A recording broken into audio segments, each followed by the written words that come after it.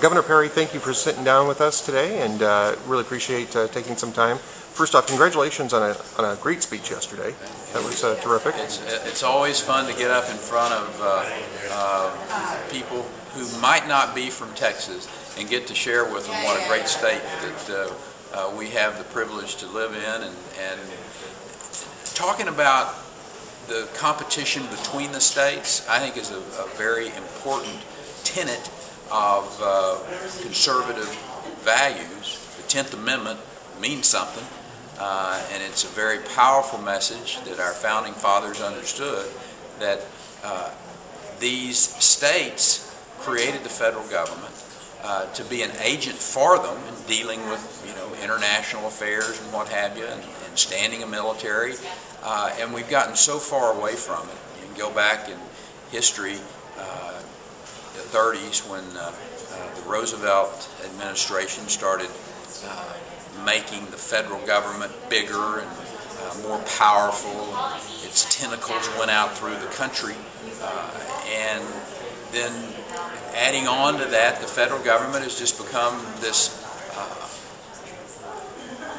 monumentally large entity that is telling us all how to live our lives, whether it's how to build transportation infrastructure, how to educate your kids, how to implement energy policy, and now we've had this monstrosity of a health care bill that the federal government is forcing down upon the states and the people.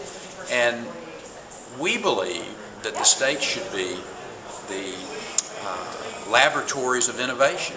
So if somebody in, let's say, California comes up with a health care plan that doesn't work, is a debacle, it doesn't destroy the entire country. And whether it's tax policy or whether it's the legal system, whether it's education policy, the states they'll figure out which of these works best for their states. And people will vote with their feet. That's the way it should be. States that have good tax policy, regulatory policy that's fair and predictable, have good tort reform like we've got in Texas, have a public school system that's accountable, that delivers a skilled workforce. Those are going to be the states that people move to. Texas is Exhibit A. We created more jobs in the decade from 2001 through 2009 than any other state in the nation. We got more Fortune 500 companies called Texas home now than any other state. We're the #1 exporting state. Forbes magazine said that we had the lowest tax burden, debt burden, if you will, than any of the Big 10 states. Those are the markers that people look at and decide, where do I want to live? Well, right now, overwhelmingly, people are saying, we want to live in Texas because that's a place where there's more freedom, more liberty in America than any other state. And so my friend Bobby Jindal, Haley Barbour, they're going to compete with me. And they're going to go, well, maybe we ought to tweak our tax policy here. We ought to put an incentive program into place over here. We ought to go create a film incentive to try to get the film industry to come to our state. That's how it should work. Instead of this one-size-fits-all, we have the answer to every problem that you're going to have from birth to death, as Washington, D.C. is trying to foist upon us now. That begs the question, since you've had so much success in Texas, are you going to try to bring that success nationally, possibly, as a presidential candidate? The answer to that is yes, but it's not from the presidency of the United States that I think it needs to emanate.